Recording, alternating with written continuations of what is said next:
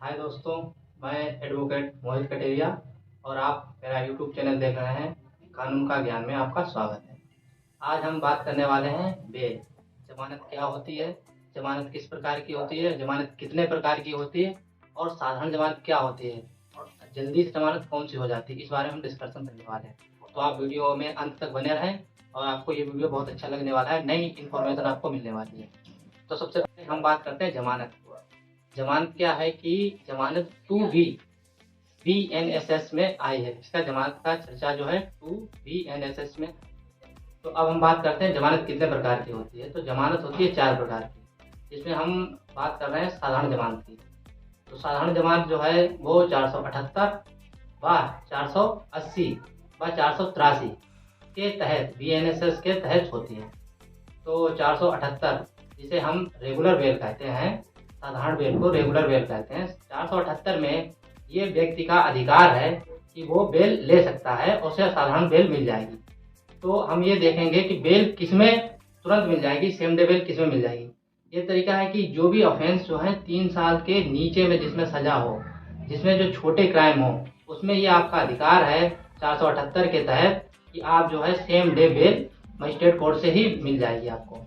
यहीं पर regular bell में दूसरी धारा जो है 480, उसमें क्या है कि आपको जो थोड़े ऊपर प्रवृत्ति के मामले हैं, जिसमें गंभीर अपराध हैं, तो उसमें आपको सेम डे बेल मिलना थोड़ा मुश्किल है।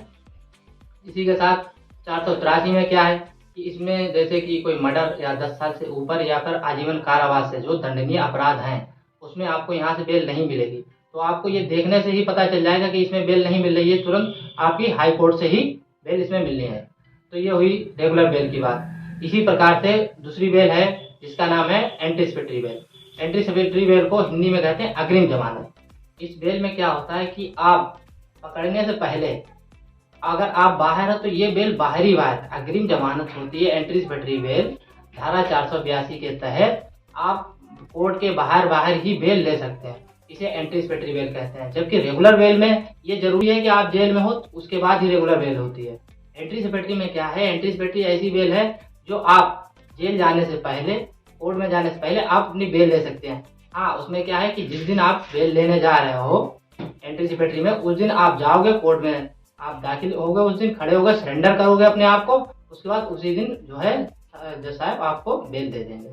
और तीसरी बेल होती है बाय डिफॉल्ट बेल। ये डिफॉल्ट बेल क्या है, थोड़ी अलग बेल है, बाकी अदरवाइज बेलों से अलग है। ये डिफॉल्ट बेल है। डिफॉल्ट बेल धारा 187 सबसेक्शन 3 BNSS के तहत आती है। डिफॉल्ट बेल में क्या होता है कि जब कभी छोटी प्रवृत्ति के अपराध हुए हों, छोटे ऑफेंस हुए हों, जिसमें 7 साल से कम की सजा हो, उसमें आपको क्या है कि डिफॉल्ट बेल में जो है कि चार्जशीट छोटे ऑफेंस में 60 दिन के अंदर आ जानी चाहिए।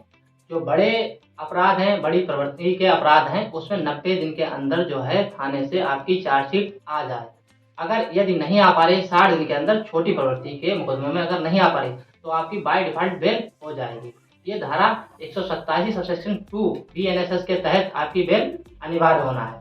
या बड़े ऑफेंस जो होते हैं उसमें 90 दिन के अंदर चार्जशीट होनी चाहिए। बड़े का मतलब जो 10 साल से ऊपर हो, या उम्र कैद हो, या जिसमें आजीवन कारावास या फिर मौत की जिसमें सजा दी जाती है, वो कोई अगर ऑफेंस हैं, तो ऐसी स्थिति में 90 दिन के अंदर आपकी चार्जशीट आना अनिवार्य है। अगर नहीं आ पा रही है तो उसमें बाय डिफॉल्ट आपकी बेल हो जाएगी।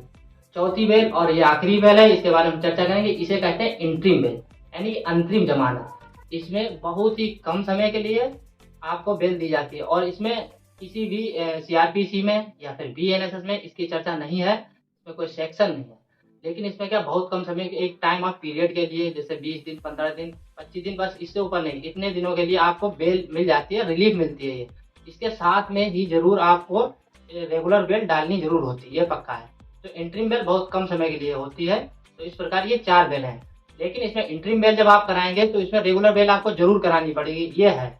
उसकी दूसरी एंटीसिपेटरी जब आप बेल कराएंगे उसमें भी आपको रेगुलर बेल करानी पड़ती है। ये 2 तरीके हैं रेगुलर बेल के बारे में।